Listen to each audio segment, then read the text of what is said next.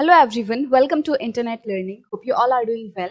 So today we are going to start with chapter number 7 of class 7th Geography, and the chapter's name is Human Environment, Settlement, Transport and Communication. So first of all, if you haven't seen the earlier chapters, then please click on the I button. There you will find the playlist. And if you are new to the channel, then please subscribe it and don't forget to press the bell icon so that you never miss an update.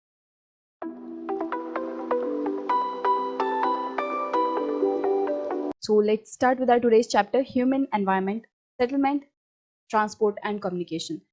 तो जैसा कि आप chapter के name से ही जान सकते हो कि इस चैप्टर में हम ह्यूमन एनवायरनमेंट के बारे में पढ़ेंगे कि ह्यूमन जो है उसका एनवायरनमेंट किस तरीके का, किस तरीके से ह्यूमन जो है वो सेटल करता है, किस तरीके से एक सेटलमेंट बनाई हुई है, रिहायशी इलाके बनाए हुए हैं।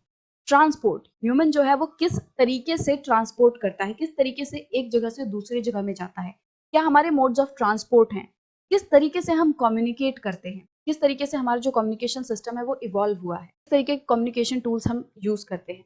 तो यही सब चीजें हम इस चैप्टर में जानेंगे। So in chapter 1 you have learned that earlier human beings depended entirely on the nature for food, clothing and shelter. तो हमने चैप्टर 1 में पढ़ा था कि जो अर्ली ह्यूमन बींग्स थे, मतलब कि जो बहुत पुराने टाइम के जो इंसान थे, वो पूरे तरीके से नेचर पर डिपेंड करते थे, प्रकृति पर डिपेंड करते थे, खाने के लिए, क्लोथिंग के लिए, कपड़े वगैरह के लिए, कि वो पत्ती वगैरह को ही अपने आसपास लपेट कर कपड़े की तरह यूज करते थे। शेल्टर, रहने के लिए भी वो नेचर पे ही डिपेंड करते थे, वो पेड़ों पे रहते थे, वो केव्स में रहते थे, गुफाओं में रहते थे। आपने अपनी हिस्ट्री की क्लासेस में पढ़ा होगा कि किस तरीके से बहुत सारी केव्स हैं मिली हैं आर्कियोलॉजिस्ट को, जिनमें अर्ली ह्यूमंस रहा करते थे। तो इस तरीके से जो अर्ली ह्यूमन थे वो पूरे तरीके से नेचर पे डिपेंड करते थे।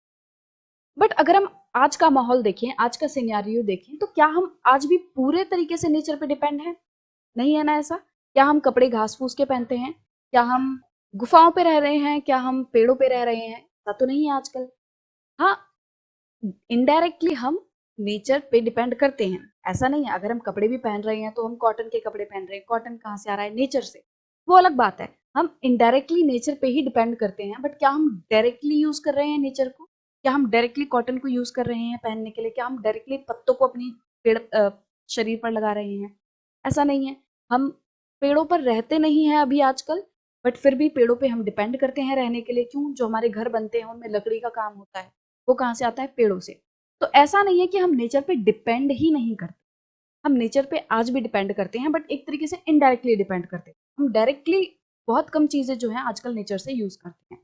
ठीक है, डायरेक्टली मतलब जैसे कॉटन ली, पौधे से तोड़ी और उसको शरीर पे लगा लिया, हो गया डायरेक्ट यूज। पेड़ से पत्ते तोड़े और डायरेक्ट शरीर पे यूज कर लिया, उसमें कोई मॉडिफिकेशन नहीं की हमने। ठीक है, तो वो हो गया डायरेक्ट यूज। और इनडायरेक्ट यूज कैसा, कि जैसे हमने कॉटन ली उसके पौधे से, फिर उसका धागा बनाया, फिर धागे से कपड़ा बनाया, फिर कपड़े को सिला और फिर पहना। तो इस तरीके से हमने इनडायरेक्टली उसमें जो ओरिजिनल कॉटन थी उसमें बहुत सारी मॉडिफिकेशंस लाई, फिर हमने यूज किया।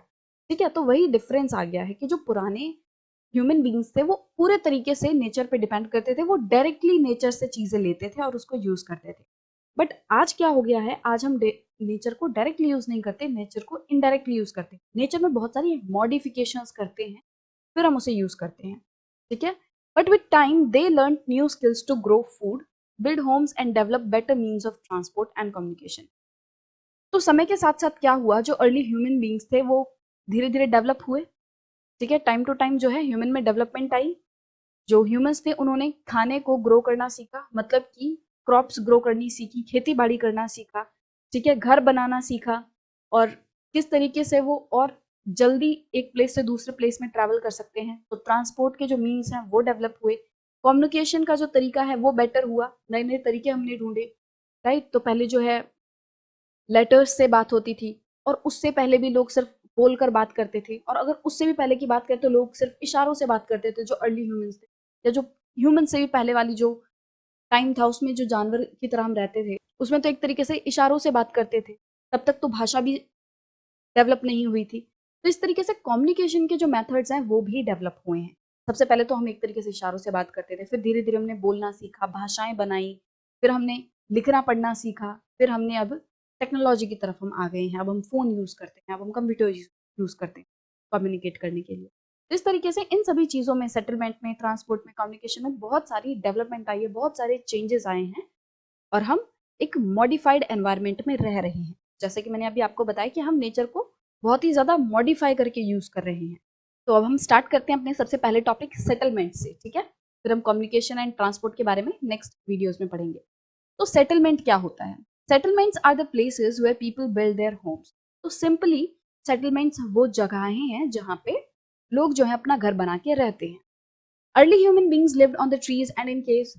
तो मैंने आपको शुरू में ही बताया कि जो अर्ली ह्यूमन बींग्स थे वो क्या करते थे, वो पेड़ों पे रहते थे, वो केव्स में रहते थे, गुफाओं में रहते थे। When they started to grow crops, it became necessary to have a permanent house. अब जैसे जैसे इंसानों ने फसल उगाना सीखा, अब फसल उगाएंगे तो मतलब ऐसा तो है नहीं कि बस बीज लगाया और तुरंत तुरंत पौधा उग गया, ऐसा तो नहीं होता। टाइम लगता है, महीने लगते हैं पौधे को उगने में, फिर उसके फ्रूट देने में, है ना, टाइम लगता है ना। तो जब तक कि पौधा उगेगा, जब तक कि हमने बीज डाला और जब तक कि वो इस लायक हो कि हमें वो फ्रूट दे सके, हमें फसल दे सके, तब तक हमें उसी प्लेस पे रुकना पड़ेगा, तब तक हमें उस पौधे की देख रेख करनी पड़ेगी। तो एक लंबे टाइम के लिए जरूरत पड़ी इंसानों को कि वो एक प्लेस पे रहें। तो जब वो खेती बाड़ी करने सीखे इंसान, तो उन्हें लगा कि भाई अब तो एक जगह परमानेंट जगह पे रहना थोड़ा जरूरी हो गया है। मतलब कि पहले क्या होता था, मान लो 2-4 दिन एक जगह पे रह लिए, फिर वो मूव कर गए दूसरी जगह पे, या एक आध महीने एक जगह पे रह लिए, फिर अगले महीने से दूसरी जगह पे रहने लग गए। तो इस तरीके से बहुत ही फ्रिक्वेंट मूवमेंट था।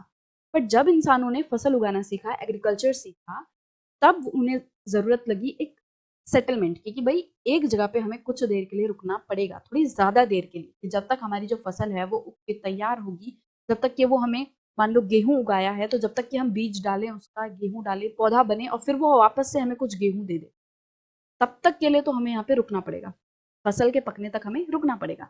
तो इस तरीके से जो सेटलमेंट है उनकी शुरुआत हुई। The settlements grew near the river valleys as the water was available and land was fertile.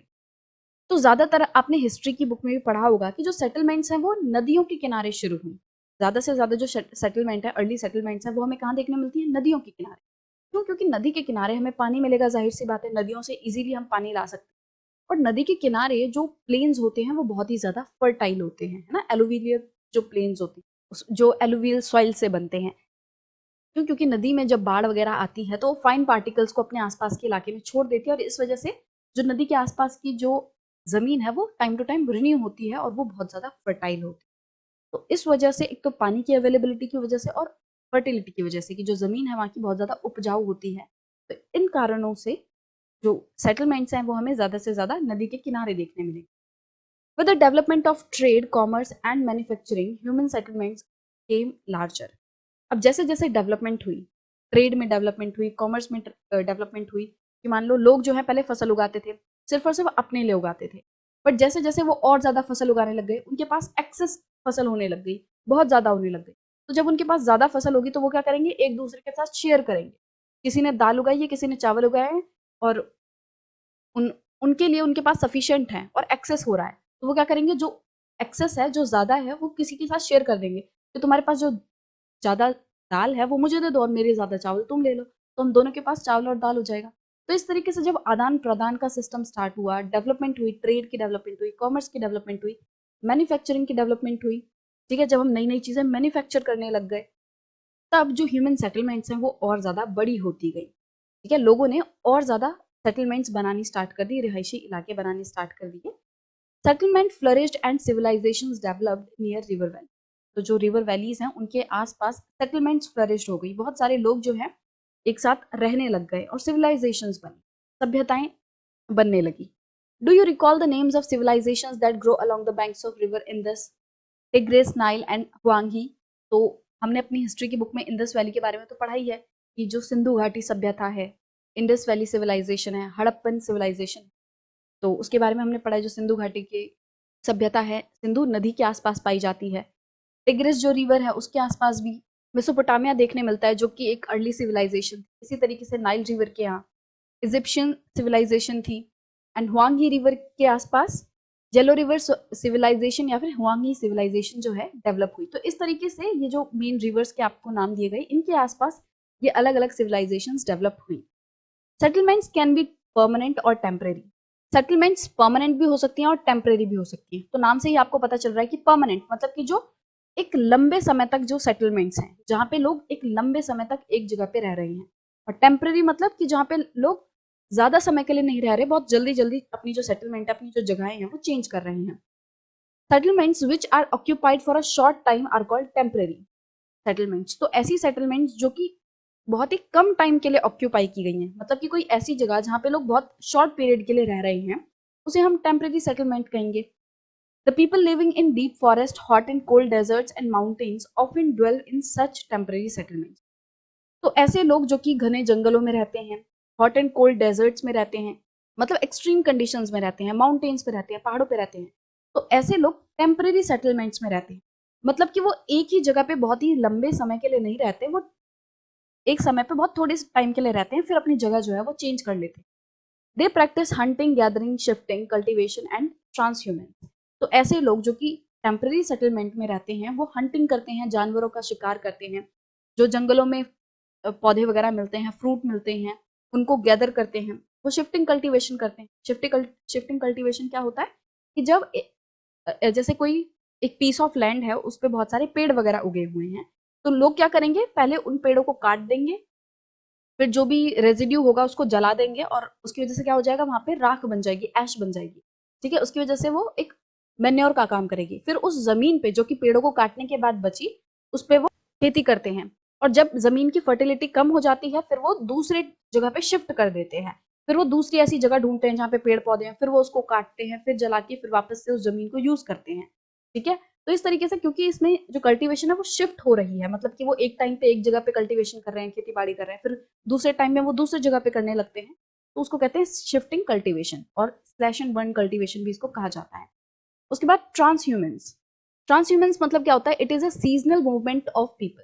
मतलब ट्रांसह्यूमेंस उस मूवमेंट को कहते हैं जो कि लोग सीजनल करते हैं, मतलब लोग सीजन टू सीजन मूव करते हैं कि भाई सर्दी एक जगह पे निकाल ली, गर्मी दूसरी जगह पे निकालेंगे, बारिश वाला मौसम किसी और जगह पे निकालेंगे। इस तरीके से सीजनल मूवमेंट होती है। People who rear animals move in search of new pasture according to the change in season.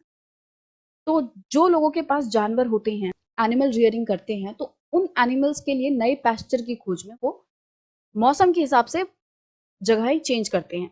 कि मान लो एक जगह पे बहुत ज्यादा गर्मी हो गई है, तो अब वहां पे जो पैस्चर था वो खत्म हो गया, तो अब वो दूसरी जगह पे मूव कर लेंगे जहां पे उनके जानवरों के लिए अच्छा पैस्चर मिले। जब वहां पे पैस्चर खत्म हो जाएगा, तब वो दूसरी जगह पे चले जाएंगे। तो इस तरीके से वो मूव करते रहते हैं season to season. However more and more settlements today are permanent settlement.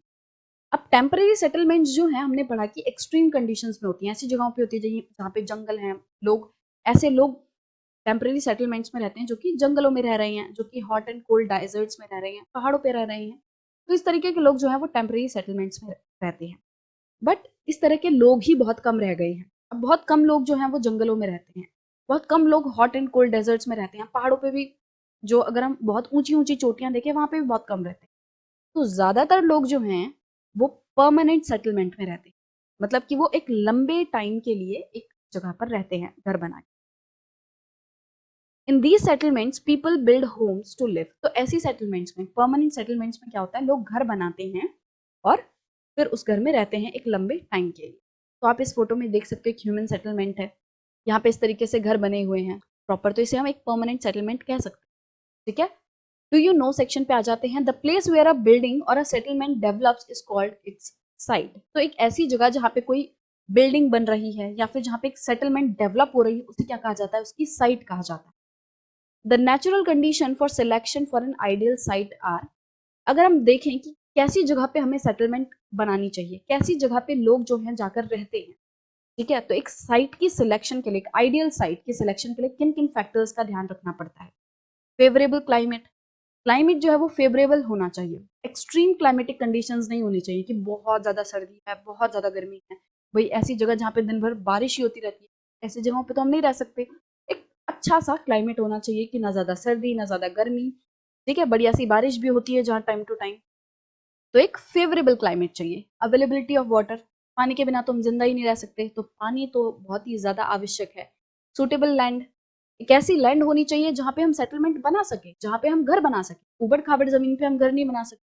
ठीक है, पहाड़ों की जो एकदम स्टीप चोटियां होती हैं, इस तरीके की जहाँ पे ढलान होगी, वहां पे घर बनाना बहुत मुश्किल होता है। तो भाई लैंड देखना भी बहुत ज्यादा जरूरी है कि वो लैंड घर बनाने के लिए सुटेबल है या नहीं। फिर फर्टाइल सॉइल, अब इंसान जहाँ रहेगा उसको पानी के साथ साथ खाना भी तो चाहिए, सिर्फ और सिर्फ पानी पे तो जिंदा नहीं रह सकता, खाना चाहिए। और खाना कहाँ से आएगा? जमीन से, जब वो खेती बाड़ी करेगा। और खेती बाड़ी कैसे होगी? जब जमीन उपजाऊ होगी। बंजर जमीन पे खेती बाड़ी नहीं हो सकती, तो इसलिए फर्टाइल सॉइल होनी भी जरूरी है। लोग ऐसी जगह पे रहेंगे जहाँ पे फर्टाइल सॉइल हो, जहाँ की जमीन जो है वो उपजाऊ हो। तो ये कुछ आइडियल साइट को सिलेक्ट करने के कंडीशंस हैं कि जहाँ पे हमें ये सब चीज़ें मिलेंगी, जहाँ पे ये सब चीज़ें फैक्टर्स अवेलेबल होंगे, वहाँ पे हम एक सेटलमेंट बना सकते हैं, वहाँ पे रहने के लिए जा सकते हैं। ठीक है, सो इस सेक्शन में हमने सेटलमेंट्स के बारे में पढ़ा, शुरुआत की कि सेटलमेंट्स क्या होती हैं। कोई भी ऐसी जगह जहाँ पे लोग जो है घर बना रहे हैं, रह रहे हैं, उसे हम सेटलमेंट कहते हैं। सेटलमेंट टेम्परेरी भी होती हैं, परमानेंट भी होती है। ठीक है, तो आप बोलोगे कि हमने पढ़ा था कि परमानेंट जो सेटलमेंट है उसमें लोग घर बनाते हैं, तो टेम्परेरी में नहीं बनाते क्या? देखो, टेम्परेरी में ऐसा कि टेम्परेरी घर बनता है। परमानेंट सेटलमेंट क्या होगी कि भाई ईंट पत्थर से पूरा एकदम कंक्रीट का घर बन रहा है। और टेम्परेरी सेटलमेंट में क्या है कि ऐसे ही दो चार लकड़ियां लगा ली, उसके ऊपर एक घास फूस की छत डाल ली, वो टेम्परेरी हो गया। ठीक है, तो परमानेंट सेटलमेंट वो होती है जहाँ पे लोग लंबे टाइम के लिए रहते हैं, और टेम्परेरी सेटलमेंट वो होती है जहाँ पे लोग शॉर्ट टाइम के लिए रहते हैं। ठीक है, और अब अगले सेक्शन में हम माया की स्टोरी पढ़ेंगे। So in the last video, we discussed about how humans have modified their environments, and then we talked about the settlement, that there are permanent settlements and temporary settlements. And now in this video, we are going to talk about Mary's story and a little more about settlements, right? So it was Mary's birthday party. She and her friends were waiting for Gurpreet to arrive so that Mary could cut the cake. तो Mary का birthday था और Mary और उसके friends जो हैं गुरप्रीत का wait कर रहे थे, ताकि जब गुरप्रीत आ जाए तो मैरी अपने बर्थडे का केक काट सके। और आखिरकार गुरप्रीत जो है वो आती है। वो बहुत ही थकी होती है, वो खांस रही होती है, वो हाँफ रही होती है, मतलब कि वो ऐसा लग रहा था कहीं से भाग दौड़ के आई है। ठीक है, she explain that traffic jam was terrible. तो गुरप्रीत बताती है कि भाई मैं लेट हो गई, और क्यों हो गई? क्योंकि बहुत ज्यादा ट्रैफिक जैम था, उसकी वजह से मुझे आने में देरी हो गई। Mary's mother Mrs Thomas patted Gurpreet's back and said, उफ the pollution in our city. Mrs Thomas जो कि मैरी की मदर हैं, तो वो गुरप्रीत की पीठ को थपथपाती हैं और कहती हैं, उफ हमारी सिटी का पॉल्यूशन। प्रसाद जो कि मैरी का दोस्त है, तो वो भी अभी अपनी विलेज से आया होता है। ठीक है, वो गांव से यहाँ शहर में रहने आया होता है। वो कहता है, why do we have such traffic jams and such pollution in the cities. ये जो हमारी सिटीज हैं वहाँ इतना ट्रैफिक जैम और पॉल्यूशन क्यों है? तो फिर मैरी के फादर बताते हैं, the number of vehicles is increasing day by day due to the growing population in the cities.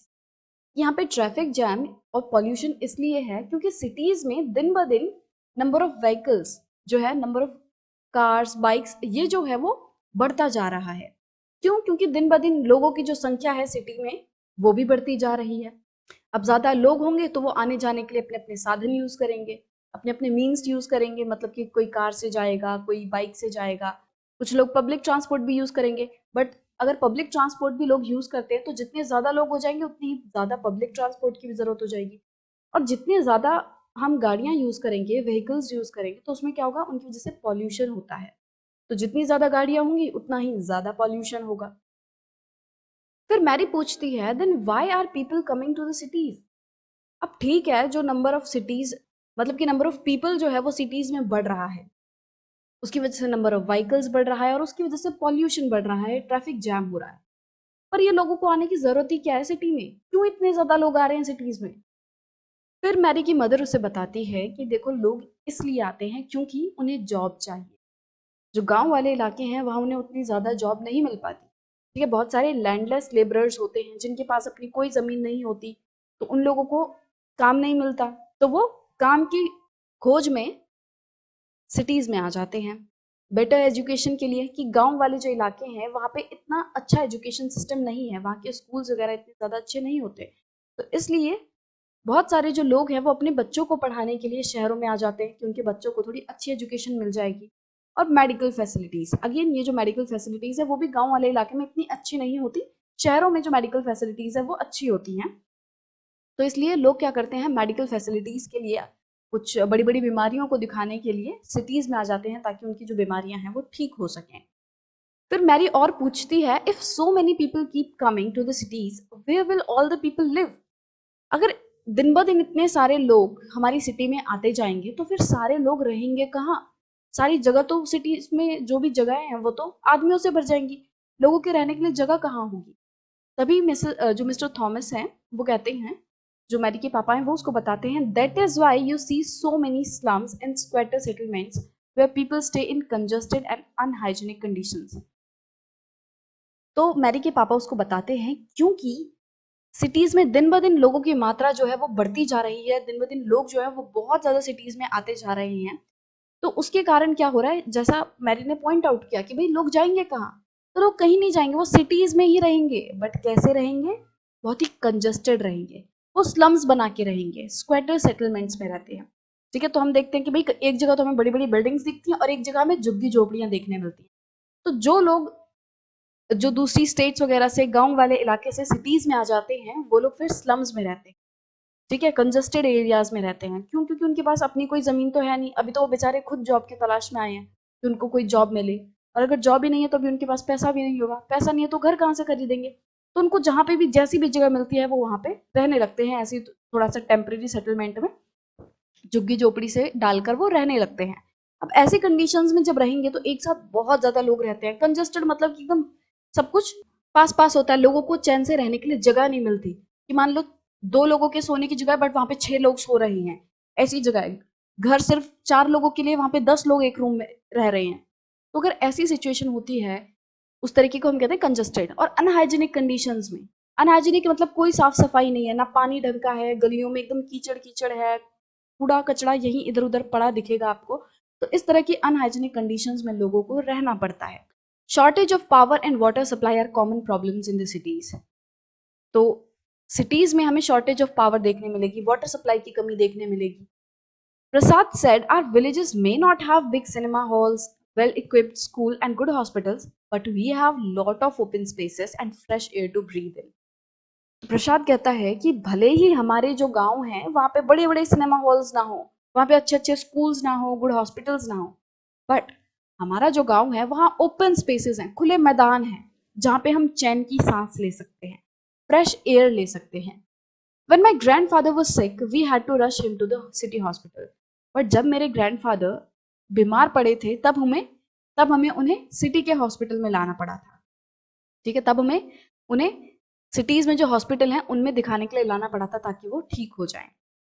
From the above conversation we can identify 2 different pictures of settlement. अब ये जो भी हमने कन्वर्सेशन पढ़ी उससे हमारे दिमाग में 2 पिक्चर्स आती हैं सेटलमेंट की, the rural and the urban settlements. तो जैसे कि रूरल की तो बात प्रसाद ने की कि हमारे गांव में ऐसा होता है, हमारे गांव में जो जगह है वो बहुत ज़्यादा है, ओपन स्पेसेस है, वहाँ हम खुली हवा ले सकते हैं। और अर्बन की हम बात ही कर रहे हैं जहाँ पे वो लोग रह रहे हैं, सिटीज़ की बात कर रहे हैं। तो ये जो 2 पिक्चर हैं सेटलमेंट्स की वो हमारे दिमाग में आती है। The villages are rural settlements where people are engaged in activities like agriculture, fishing, forestry, craft work and trading etc. तो विलेजेस जो हैं वो रूरल सेटलमेंट्स के अंडर आती हैं, विलेजेस को हम रूरल सेटलमेंट्स कहते हैं।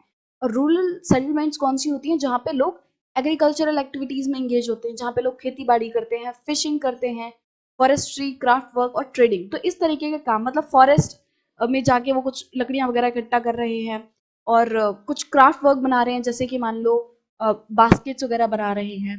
एग्रीकल्चर मतलब कि कोई खेती बाड़ी कर रहे हैं, मछलियां पकड़ रहे हैं, वो अगर कहीं नदी के किनारे या फिर समुद्र के किनारे रह रहे हैं वो। तो जब लोग ऐसे कामों में इंगेज होते हैं तब उसे हम रूरल एरिया कहते हैं, और जो भी सेटलमेंट्स हमें रूरल एरिया में देखने मिलेंगी उसे हम रूरल सेटलमेंट कहेंगे। ठीक है, rural settlements can be compact और स्कैटर्ड। अब जो रूरल सेटलमेंट्स हैं वो कॉम्पैक्ट भी हो सकती हैं और स्कैटर्ड भी हो सकती हैं। कॉम्पैक्ट मतलब क्या होता है? ऐसी सेटलमेंट जो कि क्लोजली बिल्ट है, मतलब कि ऐसी सेटलमेंट्स जहाँ पे घर जो है वो बहुत पास पास है, जैसे कि आप इस पिक्चर में देख सकते हो कि घर एकदम सटे सटे हैं, बस ये गलियां जा रही हैं और यहाँ पे आपको सिर्फ और सिर्फ घर मिलेंगे।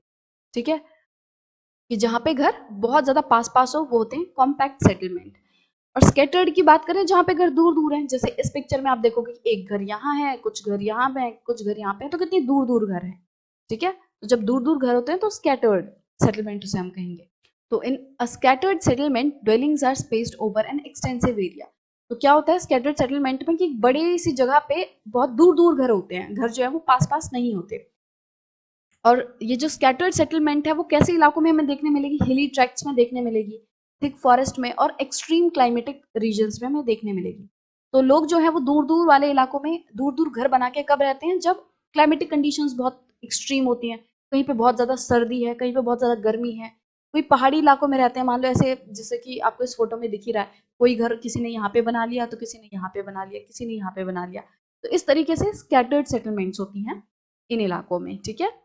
In rural areas, people build houses to suit their environment. Rural areas में क्या होता है कि लोग अपने एनवायरमेंट के हिसाब से घर बनाते हैं। In regions of heavy rainfall they have slanting roofs. अब अगर कोई ऐसी जगह पे रह रहा है जहाँ बहुत ज्यादा बारिश होती है तो उनके घर कैसे होंगे, स्लैंटिंग रूफ्स वाले होंगे। मतलब कि ये घर है और इसकी रूफ्स ऐसे स्लैंटिंग होंगी ताकि बारिश पड़े तो पानी जो है बह बह के ऐसे ऐसे करके निकल जाए। उनकी छत पे अगर ऐसे बनाएंगे तो पानी यहाँ पे अटक जाएगा, पानी निकल नहीं पाएगा।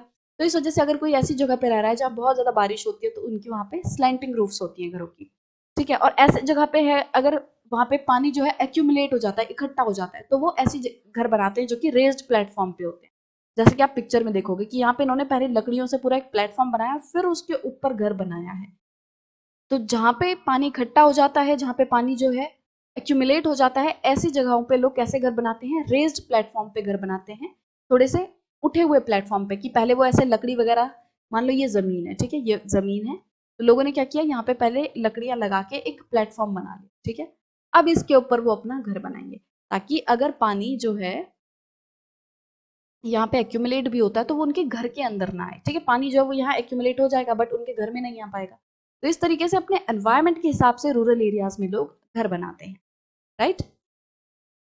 Then thick mud walled house with thatch roofs are very common in areas of hot climate. तो जहाँ पे बहुत ज्यादा गर्मी होती है वहां पे क्या होता है, थिक मड वॉल्ड हाउस होते हैं। मतलब कि लोग ऐसे घर बनाते हैं जिनकी वॉल जो है बहुत ज्यादा थिक होती है और वो कीचड़ का इस्तेमाल करते हैं उस घर को बनाने के लिए। और थैच्ड रूफ होती है, मतलब कि जो घास फूस वाली नहीं होती है, ऐसे करके जो थैच्ड रूफ होती है जो घास फूस से इस तरीके से घर के ऊपर बना देते हैं। जैसे ये घर है तो इसके ऊपर आपने देखा होगा इस तरीके से थैच्ड रूफ होती है यहाँ पे घास फूस वाला। तो ऐसे घर हमें कहाँ देखने मिलते हैं, हॉट एरियाज में, क्योंकि उनको भाई ठंडा चाहिए। तो जब वो मोटी मोटी वॉल्स बनाएंगे तो धूप जो है, गर्मी जो है वो इनके घरों के अंदर इतनी ज्यादा नहीं आ पाएगी, तो उनके घर ठंडे रहेंगे। Local materials like stone, mud, clay, straw, etc. are used to construct houses. तो जो भी लोकली सामान मिलता है, उनके लोकल एरियाज में जो सामान मिलते हैं उन्हीं से फिर वो लोग घर बनाते हैं। The towns are small and the cities are larger urban settlements. जो टाउन होते हैं वो छोटी अर्बन सेटलमेंट्स होती हैं और जो सिटीज होती हैं वो बड़ी अर्बन सेटलमेंट्स होती हैं, ठीक है। तो टाउन और सिटीज में बस ये कि टाउन थोड़े छोटे होते हैं और सिटीज बहुत बड़ी होती हैं। In urban areas people are engaged in manufacturing, trading and services. तो जो अर्बन एरियाज होते हैं वहाँ पे लोग मैन्युफैक्चरिंग एक्टिविटीज करते हैं, मतलब कि जैसे इंडस्ट्रीज है वहाँ पे, तो इंडस्ट्रीज में बहुत सारी चीजें बन रही हैं। ट्रेडिंग एक्टिविटीज होती हैं, लोगों जो है चीजों को खरीदते हैं, बेचते हैं बहुत ही बड़े लेवल पर। सर्विसेज होती हैं कि जैसे अलग अलग तरह की सर्विसेज लोग देखते हैं, कोई कंसल्टिंग सर्विसेज दे रहा है, कोई आईटी सर्विसेज लोगों को दे रहा है। तो इस तरीके से जो अर्बन एरियाज में लोग रहते हैं वो मैन्युफैक्चरिंग, ट्रेडिंग एंड सर्विसेज में इन्वॉल्व रहते हैं। तो आपके पास आसपास जो भी कोई विलेज है, टाउन है, सिटी है, तो उसका आप नाम कमेंट में लिख के बता सकते हो, ठीक है। सो इस वीडियो के साथ हमने सेटलमेंट वाला जो सेक्शन है वो खत्म कर लिया। हमारे चैप्टर का नाम हमने पढ़ा था human environment, settlement, transport and communication. तो ये जो ह्यूमन एनवायरनमेंट का सेटलमेंट वाला पार्ट है, सेटलमेंट हमने पढ़ चुका है। अब अगले वीडियो से हम ट्रांसपोर्ट के बारे में पढ़ेंगे। ट्रांसपोर्ट। तो लास्ट वीडियो में हमने सेटलमेंट्स के बारे में पढ़ा था और हमने देखा था कि भाई टेम्परेरी सेटलमेंट होती हैं, परमानेंट सेटलमेंट होती हैं, फिर रूरल सेटलमेंट कौन सी होती हैं, अर्बन सेटलमेंट क्या होती हैं। तो इन सभी चीज़ों के बारे में हमने पढ़ चुका है और अब इस वीडियो में हम ट्रांसपोर्ट के बारे में पढ़ेंगे, ठीक है।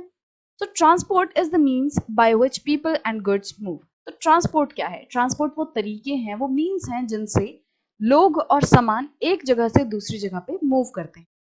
In the early days, it took a great deal of time to travel long distances. तो आज तो हमारे पास बहुत सारे मीन्स हैं। आज तो हम रोड से जा सकते हैं, एरोप्लेन यूज कर सकते हैं, हम शिप से जा सकते हैं, और मतलब हमारे पास नंबर ऑफ वेज हैं जिनको हम यूज करके एक प्लेस से दूसरे प्लेस में मूव कर सकते हैं। बट पुराने टाइम में जब तक ये बसेस नहीं आई थी, ट्रेन नहीं आई थी, एरोप्लेन्स नहीं आई थी, तब लोग कैसे ट्रेवल करते थे, तब लोग दूसरे मीन्स ऑफ ट्रांसपोर्ट यूज करते थे। तब लोग ये मशीनरीज यूज नहीं करते थे, तब लोग जानवरों को यूज करते थे। ठीक है, तो पैदल पैदल चलते थे, बहुत सारी मतलब लंबे लंबे जो डिस्टेंसेस हैं वो खुद चल के कवर करते थे।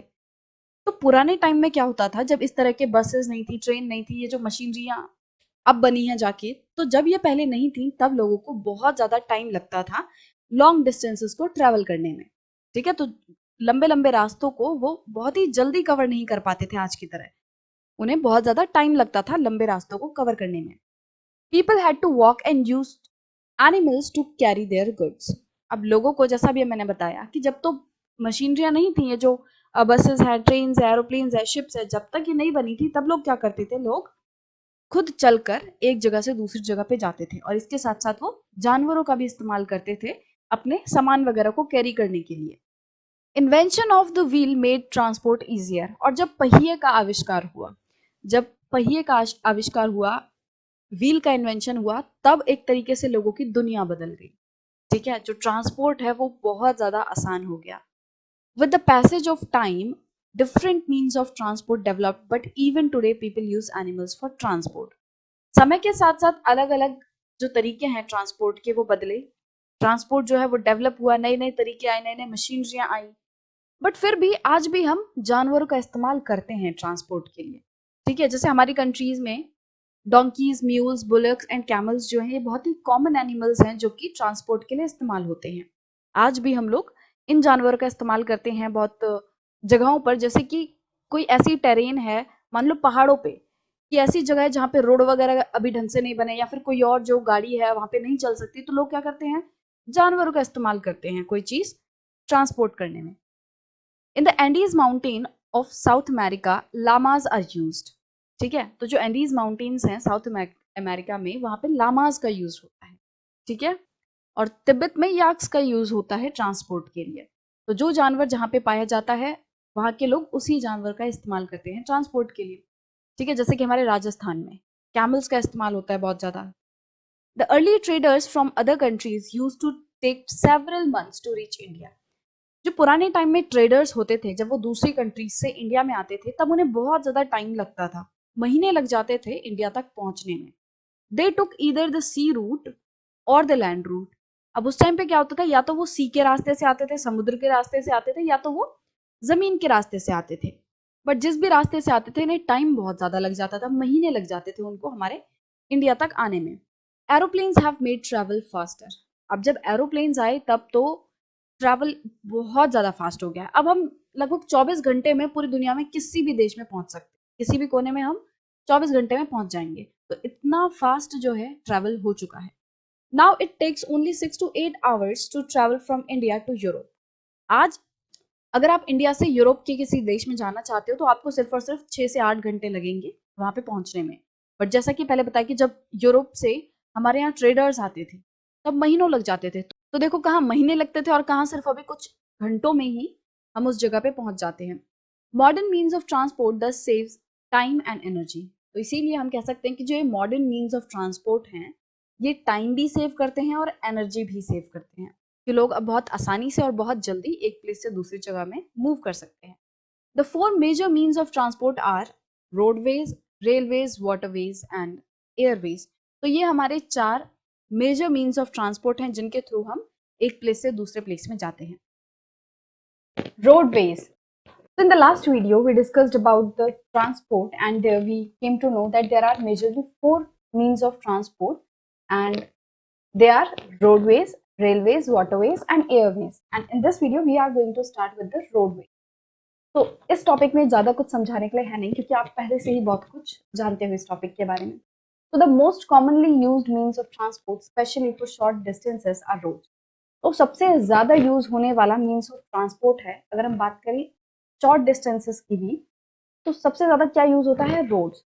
कि अगर आपको अपने घर से अपने फ्रेंड के घर जाना है, तो आप क्या करोगे, ट्रेन लोगे नहीं ना, आप पैदल पैदल जाओगे रोड के थ्रू, तो आप अपने फ्रेंड के घर पहुंच जाओगे।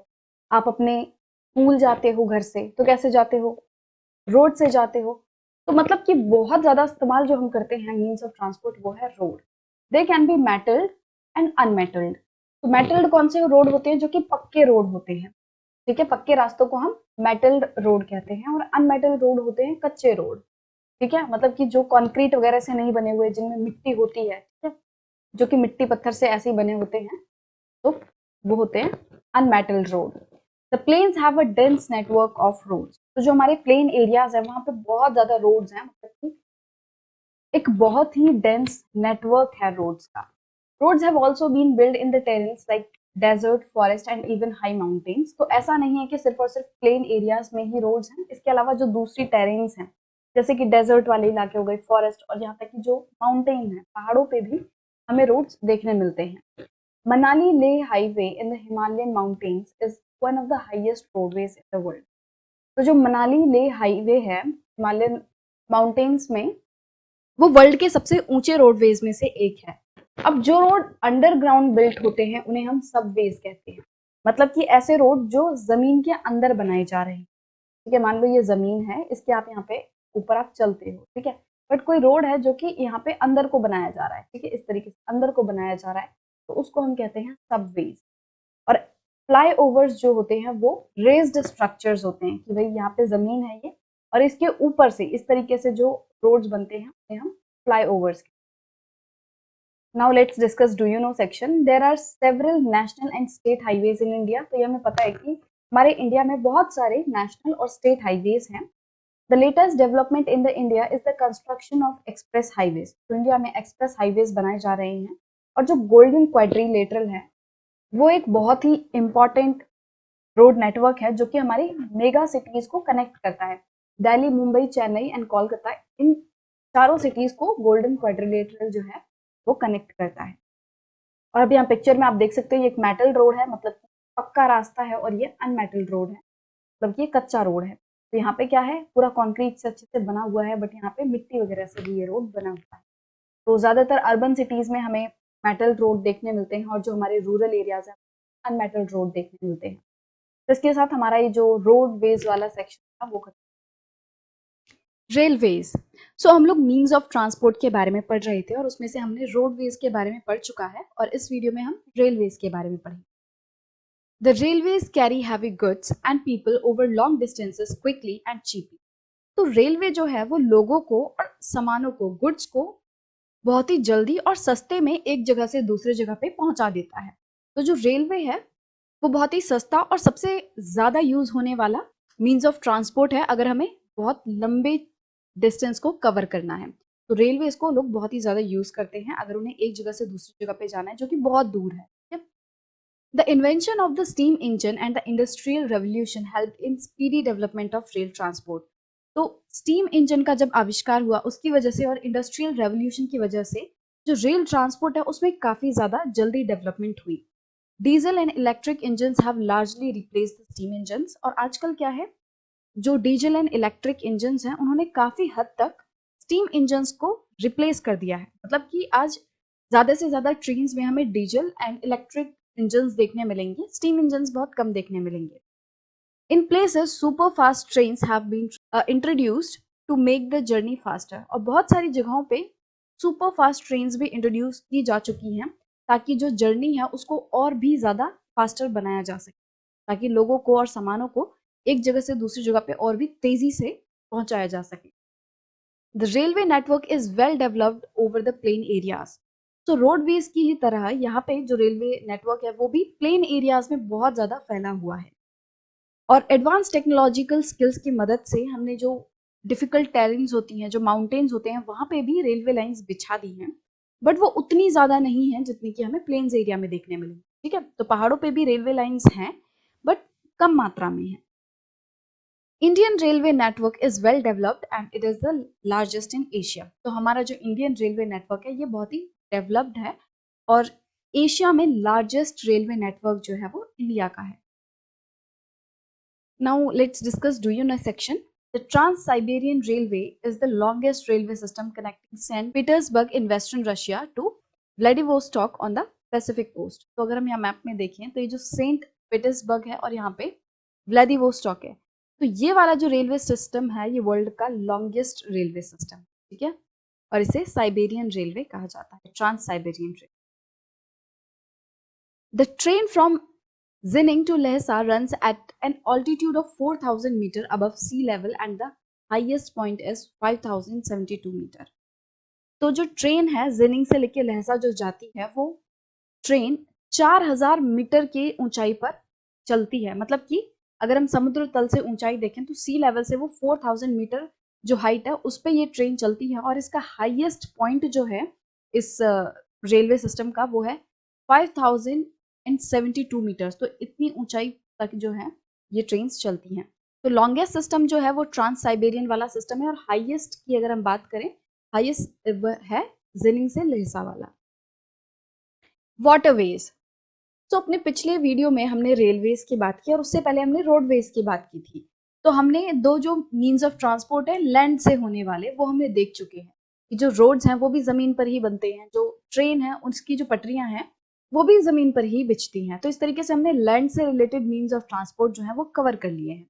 और अब हम वाटरवेज के बारे में बात करेंगे, मतलब ऐसे मीन्स ऑफ ट्रांसपोर्ट जो कि हमें वाटर के थ्रू एक प्लेस से दूसरे प्लेस में ले जाते हैं। So you have already learned that since early days waterways were used for transportation. तो हमें पहले से ही पता है, हमने हिस्ट्री में भी पढ़ा है कि किस तरीके से पुराने टाइम में वाटरवेज का बहुत ज़्यादा यूज़ किया जाता था। कि पहले जो अफ्रीका से और जो ये यूरोप कॉन्टिनेंट से जो भी लोग आते थे वो किस तरीके से आते थे, पानी के थ्रू आते थे। ठीक है, ब्रिटिशर्स हमारे देश में आए, कैसे आए, वाटरवेज के थ्रू आए, बड़ी बड़ी शिप से वो लोग आते थे, राइट। तो पानी जो है, जो पानी के थ्रू हम एक जगह से दूसरी जगह जाते हैं, ये आज ही नहीं शुरू हुआ है, ये बहुत पहले से वाटर का यूज किया जा रहा है ट्रांसपोर्ट के लिए, मतलब कि जो वाटर बॉडीज होती हैं उनका। ठीक है, so waterways are the cheapest for carrying heavy goods and bulky goods. तो जो वाटरवेज हैं ये बहुत ही चीपेस्ट हैं, मतलब कि सबसे सस्ते हैं। अगर हमें कोई बहुत ही हैवी गुड्स, मतलब बल्कि गुड, भारी भरकम सामान अगर एक जगह से दूसरी जगह ले जाना है, बहुत ही दूर ले जाना है, मतलब वो जो दो जगहें हैं वो बहुत दूर दूर हैं। ठीक है, जैसा कि हमने दो कॉन्टिनेंट की बात कर ली कि हमें अपने देश से किसी और देश में भेजना है, मान लो अमेरिका में भेजना है, तो इतनी दूर अगर हमें बहुत ही हैवी गुड्स भेजने हैं तो उसके लिए सबसे आसान, सबसे चीपेस्ट, सस्ता जो मीन्स होगा वो होंगे वाटरवेज, कि हम पानी के रास्ते अपने सामान को भेज दें। They are mainly of two types. तो ये जो वाटरवेज हैं वो दो तरीके के होते हैं, पहला है इनलैंड वाटरवेज और दूसरा है सी रूट्स। तो यहाँ आपको नाम से ही पता चल रहा है, इनलैंड वाटरवेज मतलब लैंड के अंदर जो है, मतलब हमारे देश में ही जो कोई लेक्स हैं, रिवर्स हैं, जब हम उनके थ्रू एक प्लेस से दूसरे प्लेस पे जा रहे हैं तब वो हम उसे कहेंगे इनलैंड वाटरवेज। ठीक है, फिर सी रूट्स की जब हम समुद्र के रास्ते एक प्लेस से दूसरे प्लेस पे जा रहे हैं, जब हम समुद्र को यूज कर रहे हैं कहीं पे जाने के लिए। तो navigable rivers and lakes are used as inland waterways. तो हमारे देश में ही जो नदियां हैं, जो लेक्स हैं, जैसे कि अगर हम इम्पोर्टेंट, इंडिया में इम्पोर्टेंट वाटरवेज की बात करें तो वो है गंगा ब्रह्मपुत्र रिवर सिस्टम। ठीक है, नॉर्थ अमेरिका में है ग्रेट लेक्स, और नाइल रिवर है अफ्रीका में। तो ये कुछ इनलैंड वाटरवेज हैं जिनके थ्रू हम लोग अपने अंदर ही, अपने लैंड के अंदर, लैंड मतलब हमारी जो बाउंड्री हो गई, हमारा जो देश हो गया, उसके अंदर जो वाटरवेज हम उनका इस्तेमाल कर रहे हैं। ठीक है, और देश के बाहर क्या होता है, समुद्र। तो फिर हम समुद्र का यूज करते हैं ज्यादातर अपने देश से किसी और देश में सामान भेजने के लिए। ठीक है, sea routes or oceanic routes are mostly used for transporting merchandise and goods from one country to another. ठीक है, जब हमें अपने देश के अंदर की ही बात कर रहे हैं, जब हमें अपने देश में ही किसी एक प्लेस से दूसरे प्लेस पे सामान भेजना है तब हम इनलैंड वाटरवेज का यूज करते हैं ज्यादातर। ठीक है, बट अगर हम अपने देश से किसी और देश में भेजना है तब हम क्या यूज करते हैं, सी रूट्स भेजते हैं, सी रूट्स यूज करते हैं। ठीक है, तो ज्यादातर ये जो सी रूट्स हैं एंड ओशनिक रूट्स हैं, समुद्र के रास्ते हम अपने देश से दूसरे देश में चीजों को भेजते हैं। These routes are connected with the ports. अब ये जो रूट्स हैं ये पोर्ट से कनेक्टेड हैं। पोर्ट्स क्या होते हैं, बंदरगाह, जहां पे शिप्स वगैरह आके रुकती हैं, सामान लोड करती हैं, अनलोड करती हैं। ठीक है, अब कोई शिप है वो सामान लेके जाएगी यहाँ से, तो वो जो सामान है वो कहाँ से शिप में भरा जाएगा, एक जगह है, मान लो ये हमारे देश की जो है इस तरीके से बाउंड्री। अब यहाँ पे क्या होते हैं, कुछ पोर्ट्स होते हैं। ठीक है, पोर्ट्स में क्या होता है कि मान लो कोई शिप है, अब उस शिप को सामान लोड करना है, तो वो लोड कहाँ से होगा, तो एक पॉइंट है जैसे पोर्ट्स हो गए। तो यहाँ पे सबको पता है कि भाई अपने अपने सामान जो है इस पोर्ट पे लाके रख देने हैं और यहाँ से हम शिप में इसको चढ़ा देंगे। ठीक है, तो पोर्ट्स क्या हैं, वो जगहें हैं जहाँ पे शिप्स रुकती हैं, जहाँ से उनमें सामान भरा जाता है, उन्हें उतारा जाता है, उसे पोर्ट्स कहते हैं। ठीक है, तो ये जो सभी सी रूट्स हैं वो पोर्ट से कनेक्टेड हैं। कि हमारे देश में जो पोर्ट है, यहाँ से शिप चलेगी और किसी दूसरे देश के सी पोर्ट पे जाके रुकेगी, फिर वहां पे सामान जो है लोड अनलोड कर देगी। Some of the important ports of the world are Singapore and Mumbai in Asia. तो एशिया की अगर हम बात करें तो उसमें सिंगापुर एंड मुंबई जो पोर्ट्स हैं ये बहुत ही इंपॉर्टेंट हैं। न्यूयॉर्क एंड लॉस एंजलिस हैं नॉर्थ अमेरिका में। ये हम पोर्ट्स की बात कर रहे हैं, ठीक है। तो पोर्ट्स जो नॉर्थ अमेरिका में जो पोर्ट्स हैं वो हैं न्यूयॉर्क एंड लॉस एंजलिस। ऐसा नहीं है कि सिर्फ यही पोर्ट्स हैं, ये इंपॉर्टेंट पोर्ट्स हैं, ठीक है। इनके अलावा भी बहुत सारे पोर्ट्स हैं, बट इंपॉर्टेंट बात कर रहे हैं। तो Rio de Janeiro in South America, Durban and Cape Town in Africa, Sydney in Australia, London and Rotterdam in Europe. तो ये इंपॉर्टेंट पोर्ट्स हो गए। Can you name some more ports of the world? तो बिल्कुल देख लेते हैं अभी हम। तो इस मैप में देखो आपको पोर्ट्स ही पोर्ट्स दिखाई देंगे। तो ये सारे जो हैं पोर्ट्स हैं वर्ल्ड में। अब जो हमने पढ़े उसकी बात कर लेते हैं। देखो अफ्रीका में ये हो गया दरबान, यहाँ पे केप टाउन हो गया। अगर हम इंडिया की बात करें तो ये है मुंबई, ये हमने इसके बारे में पढ़ा। सिंगापुर, तो मुंबई एंड सिंगापुर जो है वो एशिया में इंपॉर्टेंट पोर्ट्स हैं। इसके अलावा हमने यहाँ लॉस एंजलिस, न्यूयॉर्क, ये दोनों हो गए नॉर्थ अमेरिका में। फिर यूरोप में देखें तो यहाँ पे है लंदन और यहाँ पे है रॉटरडैम। तो ये जो है पोर्ट्स हो गए। साउथ अफ्रीका में ये रहा रियो डी जेनेरियो। और इम्पोर्टेंट पोर्ट्स की बात करें तो देखो कोलकाता हो गया, चेन्नई, ठीक है, यहाँ पे कोची, कोलंबो, पांजी, ये कोलंबो हो गया श्रीलंका का, ठीक है। और ऑस्ट्रेलिया हमने किसकी बात की थी? सिडनी की। यहाँ पे और भी हैं, मेलबोर्न, होबार्ट, पर्थ, ठीक है। तो आप इस मैप को अच्छे से देख सकते हो, पढ़ सकते हो कि यहाँ पे कितने सारे पोर्ट हैं और इंपॉर्टेंट पोर्ट्स हमें हमारी बुक में दिए हुए हैं, ठीक है। तो उनको आप याद कर सकते हो। तो इस वीडियो में हमने वाटरवेज के बारे में पढ़ा। हमने पढ़ा कि इनलैंड वाटरवेज क्या होते हैं, सी रूट्स क्या होते हैं, ठीक है। तो इनलैंड वाटरवेज वो होते हैं जिनमें हम अपने लैंड के अंदर ही, मतलब कि हमारी जो लेक्स हैं, हमारी जो रिवर्स हैं, जब हम उनका इस्तेमाल करते हैं एक प्लेस से दूसरे प्लेस में जाने के लिए। और सी रूट्स वो होते हैं कि जब हम समुद्र का इस्तेमाल कर रहे हैं, ठीक है। तो इस पिक्चर में आप एक इनलैंड वाटरवेज की पिक्चर देख सकते हो कि किस तरीके से एक नदी है, उसमें ये जो बोट है वो आकर खड़ी हुई है और ये लोगों को एक प्लेस से दूसरे प्लेस में भी ले जाएगी, राइट। तो कभी आपने इस तरीके से बोट्स में ट्रैवल किया है तो आप जरूर बताना कमेंट्स में, ठीक है। और अब अगले सेक्शन में हम एयरवेज के बारे में पढ़ेंगे। Airways. So in the last video, we discussed about the waterways, and there we discussed about the inland waterways and the sea routes. And there we also discussed about some important ports and inland waterways like Ganga Brahmaputra Basin in India, Nile in Africa, so etc. And now in this video, we are going to talk about airways. So what is airways? Simply when we move from one place to other through air, right? We are using air as a means of transport, right? So this is a fastest way of transport developed in the earlier 20th century. तो जो Airways है वो fastest way of transport है, मतलब कि अगर आपको सबसे तेजी से अगर किसी एक प्लेस से दूसरे प्लेस में जाना है तो आप एयरवेज का यूज करेंगे। यहाँ पे बहुत जल्दी आप एक प्लेस से दूसरे प्लेस पे मूव कर जाते हैं और ये अर्ली 20th सेंचुरी में डेवलप हुआ था। It is also the most expensive due to the high cost of fuels. सबसे फास्टेस्ट होने के साथ साथ ये सबसे एक्सपेंसिव भी है, महंगा भी है, ठीक है। क्यों? क्योंकि हाई कॉस्ट लगती है, मेंटेनेंस होती है, तो पैसा जो है इसको मेंटेन करने में, चलाने में, एक एयरप्लेन को चलाने में जो फ्यूल लगता है वो भी बहुत ज्यादा होता है, तो इस वजह से कॉस्ट ज्यादा होती है। Air traffic is adversely affected by bad weather like fog and storms.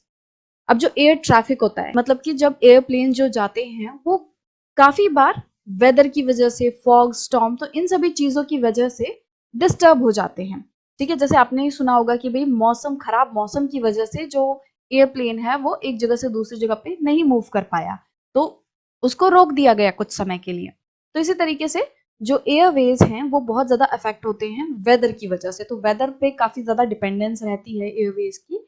अगर मौसम अच्छा है तो जो हेलीकॉप्टर है, एयरप्लेन्स हैं, वो सब आराम से चले जाएंगे, बट अगर नहीं है तो फिर वो इतने अच्छे से नहीं जा सकते, एक जगह से दूसरे प्लेस पे मूव नहीं कर सकते। It is the only mode of transport to reach the most remote and distant areas, specially where there are no roads and railways. तो सबसे ज्यादा फायदा जो है एयरवेज का वो ये है कि सिर्फ और सिर्फ एयरवेज के थ्रू ही हम ऐसी जगहों पे पहुंच सकते हैं जो बहुत ज्यादा रिमोट हैं, जो बहुत ज्यादा दूर हैं, ऐसी जगहों पे हैं जहाँ पे बाकी किसी माध्यम से एक्सेसिबिलिटी नहीं है। मतलब कि वहां हम रोड के जरिए नहीं जा सकते, वहां हम रेलवेज के जरिए नहीं जा सकते, तो हम वहां पे पहुंचे कैसे? तब हमारा आता है एयरवेज हीरो बन के कि ठीक है, आप यहाँ किसी और माध्यम से नहीं पहुंच सकते, तो हम आपको यहाँ पे पहुंचा देंगे।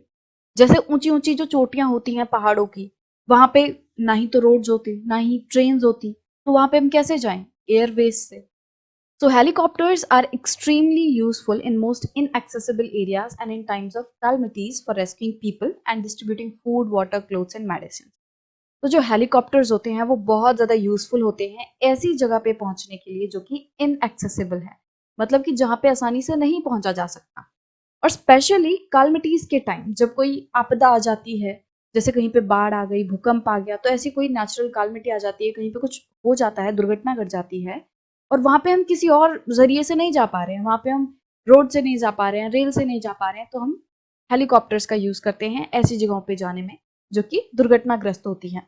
तो वहां पे क्या होता है कि लोगों को रेस्क्यू करना, बचाना, ठीक है। जैसे आपने केदारनाथ मूवी में देखा होगा लास्ट में किस तरीके से लोगों को बचाया जाता है हेलीकॉप्टर की मदद से, है ना। आप न्यूज में भी देखते हो, अगर कहीं पे कालमिटी आ जाती है, कहीं पे बाढ़ आ गया, भूकंप आ गया, तो किस तरीके से हेलीकॉप्टर्स की मदद से लोगों को बचाया जाता है।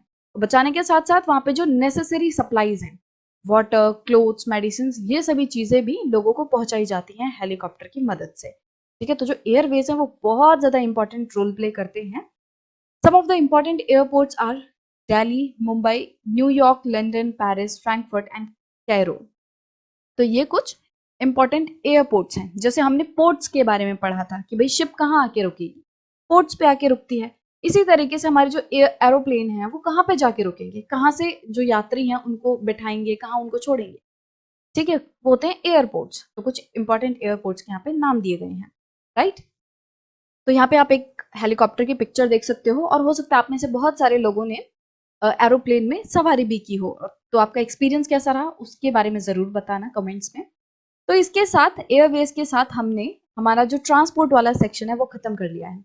तो हमने पढ़ा था ह्यूमन एनवायरनमेंट में सेटलमेंट, ये हम पढ़ चुके हैं। ट्रांसपोर्ट, अभी ये वाला जो वीडियो के साथ हमारा ट्रांसपोर्ट वाला सेक्शन खत्म हो गया। And from the next video we are going to talk about communication, ठीक है, कि किस तरीके से हम आपस में कम्युनिकेट करते हैं, किस तरीके से जो कम्युनिकेशन है वो डेवलप हुआ है, right. Communication, so human environment के हमने बेसिकली 3 पिलर्स पढ़े थे, settlement, transportation and communication. So settlement and transportation के बारे में हम पढ़ चुके हैं अपने पिछले वीडियोस में, और अब इस सेक्शन में हम कम्युनिकेशन के बारे में पढ़ेंगे। सो कम्युनिकेशन क्या होता है? कम्युनिकेशन सिंपली वो प्रोसेस होता है जिसके थ्रू हम अपने मैसेजेस दूसरों तक पहुंचाते हैं। Communication is the process of conveying messages to others. ये एक प्रोसेस है जिसके थ्रू हम अपने मैसेजेस, अपने विचार दूसरों तक पहुंचाते हैं। With the development of technology, humans have devised new and fast modes of communication. अब टेक्नोलॉजी के साथ क्या हुआ है कि ह्यूमंस ने, इंसानों ने अलग अलग तरीके जो हैं वो डेवलप कर लिए हैं कम्युनिकेट करने के लिए, और जो कि फास्ट हैं, जो कि पहले के मुकाबले बहुत ही तेजी से हमारी बातों को एक पर्सन से दूसरे पर्सन तक पहुंचा देते हैं। अब इस फिगर में आप देख सकते हो किस तरीके से जो कम्युनिकेशन है उसका एक तरीके से इवोल्यूशन हुआ है। कैसे? पहले जो है लोग आपस में बात करते थे, अगर मैसेज कहीं पे पहुंचाना था तो कैसे पहुंचाते थे कि आदमी जो है वो मैसेज को लेकर दूसरी जगह जाता था, फिर वो वहां पे बताता था, ठीक है। जैसे राजा महाराज के टाइम, महाराजाओं के टाइम में क्या होता था कि एक दूत रहता है, एक जो मैसेंजर है, एक तरीके से वो पर्सन रहता है जो कि अपनी बातें दूसरे पर्सन को जाके वहां पे पहुंचाएगा, ठीक है, कि भाई राजा ने ये बोला है, वो करना है, तो इंसान खुद जाता था बात को बताने के लिए। फिर धीरे धीरे जो कबूतर वाला सिस्टम है वो भी डेवलप हुआ था कि कबूतरों के माध्यम से बातें जो है एक जगह से दूसरी जगह पहुंचाई जा सकती हैं, कि जो कबूतर है उसके पैर में वो चिट्ठी सी बांध दो। तो उस टाइम तक लोगों ने लिखना सीख लिया था, पढ़ना सीख लिया था, तो क्या करते थे, कबूतरों के माध्यम से एक जगह से दूसरी जगह तक अपनी बातें पहुंचाते थे। फिर धीरे धीरे जो पोस्टमैन वाला सिस्टम है, डाकिया डाक लाया वाला सिस्टम है, वो स्टार्ट हुआ कि हम लोग अपने जो लेटर्स हैं वो लेटर बॉक्स में डाल देंगे, फिर पोस्टमैन जो है उसको उसके डेस्टिनेशन तक पहुंचा देंगे, जिस पर्सन को वो जाना है वहां तक पहुंचा देंगे, ठीक है। उसके साथ साथ फिर बाद में क्या स्टार्ट हुआ, न्यूज़पेपर्स, बुक्स, मैगजीन्स। तो इसके जरिए जो है एक पर्सन के विचार जो है दूसरे पर्सन तक पहुंच पाते थे। और अब ये हमारे आज के सिस्टम्स हैं जिनसे हम कम्युनिकेट करते हैं। Televisions, mobile phones, laptop, computer, satellite, तो ये सभी चीज़ों से आज हम कम्युनिकेट कर पा रहे हैं। The advancement in the field of communication has brought about an information revolution in the world. तो जो एडवांसमेंट आई है कम्युनिकेशन के फील्ड में, उनसे एक तरीके से इस दुनिया में इंफॉर्मेशन रेवोल्यूशन आ चुका है। मतलब कि जो इंफॉर्मेशन है उसकी क्रांति आ चुकी है। बहुत ज़्यादा इंफॉर्मेशन आजकल हमारे पास है। हम लोग आज बैठे बैठे पूरे वर्ल्ड से जुड़े हुए हैं, और ऐसी क्या चीज़ है जो हमारे पास नहीं है, राइट? किस चीज़ की इंफॉर्मेशन हमारे पास नहीं है? आज हम बैठे बैठे बस गूगल पे किसी भी चीज़ के बारे में सर्च कर सकते हैं और इंफॉर्मेशन जान सकते हैं। ठीक है, तो कितनी ज़्यादा जो है हमारे पास इंफॉर्मेशन की अवेलेबिलिटी हो चुकी है आज की डेट में। Different modes of communications are used to provide information, to educate as well as to entertain. तो इन्फॉर्मेशन प्रोवाइड करने के लिए, एजुकेट करने के लिए, लोगों को पढ़ाने के लिए और एंटरटेन करने के लिए, मनोरंजन देने के लिए अलग अलग तरीके की कम्युनिकेशन जो है उसके मोड्स यूज किए जाते हैं। ठीक है, जैसे कि न्यूज़पेपर्स, रेडियोस, टेलीविजन। तो इनके थ्रू, न्यूज़पेपर हो गया, रेडियो हो गया, टेलीविजन, टीवी हो गया, इनके थ्रू हम एक साथ बहुत सारे लोगों से कम्युनिकेट कर पाते हैं। ठीक है, सेम न्यूज़पेपर मेरे घर में भी आ रहा है, आपके घर में भी आ रहा है, किसी और के वहां पे भी जा रहा है, तो एक ही न्यूज़पेपर कितने सारे लोगों के पास जा रहा है, उसमें जो भी चीज लिखी है वो सेम है और हम सब उसको एक साथ पढ़ पा रहे हैं। टीवी में कुछ भी आ रहा है, कोई एड चल रही है, तो सेम टाइम पे मैं भी देख रही हूँ, आप भी देख रहे हो, और मतलब दुनिया में हजारों लाखों लोग सेम चीज को देख पा रहे हैं एट द सेम टाइम। ठीक है, तो इस तरीके से जिन मोड से हम एक साथ बहुत सारे लोगों तक अपना मैसेज पहुंचा पाते हैं, उसको हम कहते हैं मास मीडिया। ठीक है, मास मीडिया मतलब जिन मोड्स के थ्रू एक साथ हम बहुत ज्यादा, मतलब मास तक पहुंच पा रहे हैं, बहुत ज्यादा पब्लिक तक इंफॉर्मेशन पहुंचा पा रहे हैं। टीवी में क्या किया है, उन लोगों ने एक बार एड बना दी है और चला दी है। वो लोग हर पर्सन के पास जा जाके दिखा नहीं रहे ना, देखो देखो ये हमारी एड है, ऐसे तो नहीं हो रहा।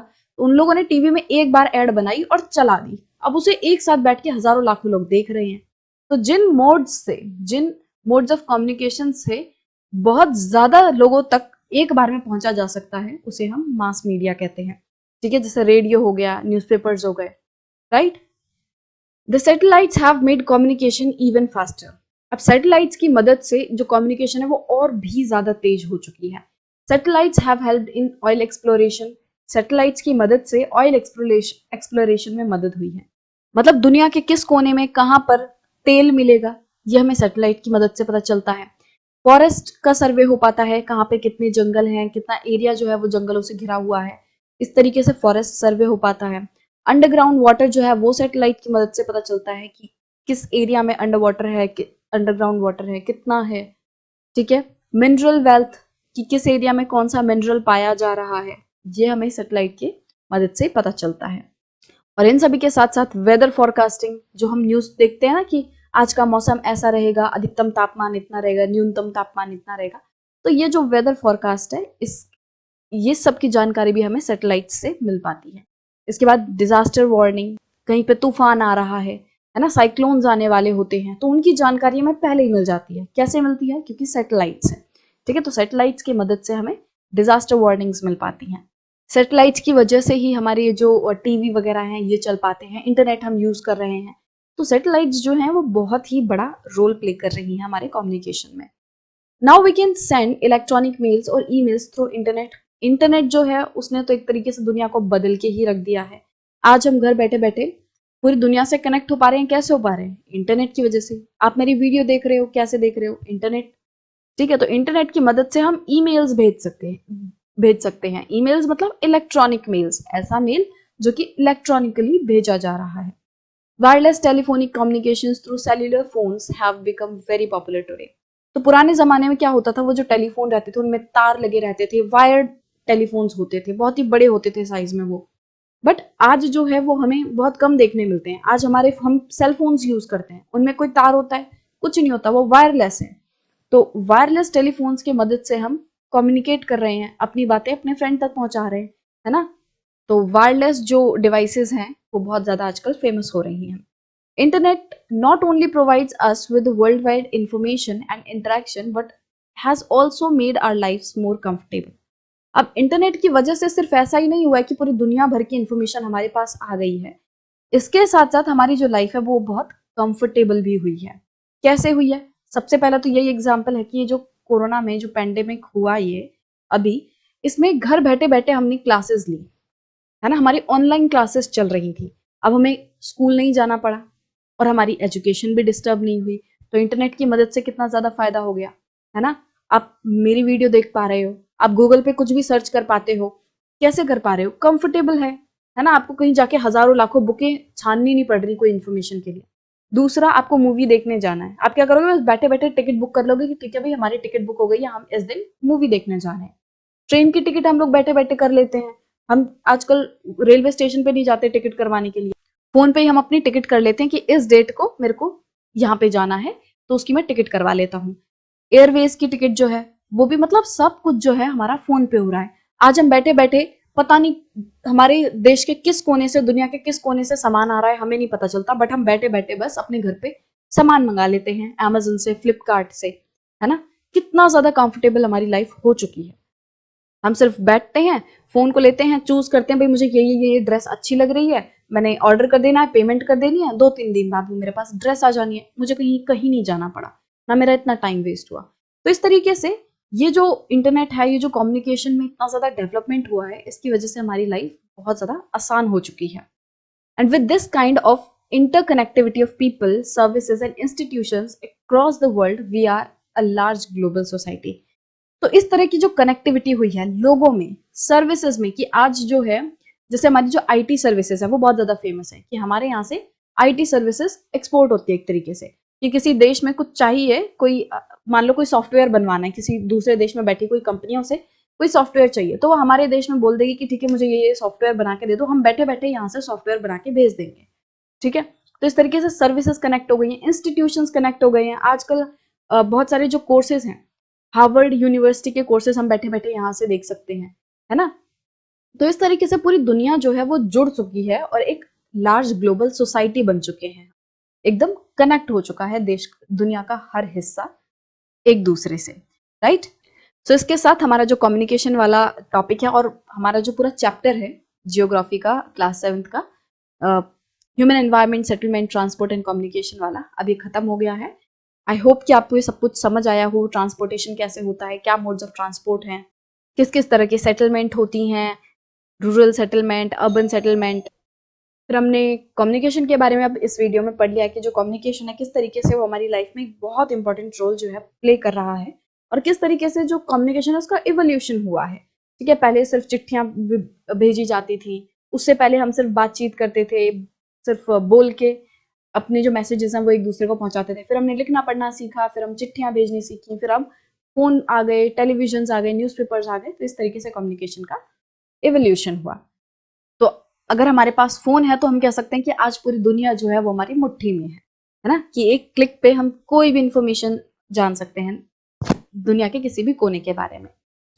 So we will meet in the next video with a new topic. Till then, keep working hard, keep studying, and take care of yourself and your family. So see you in the next video. Bye bye.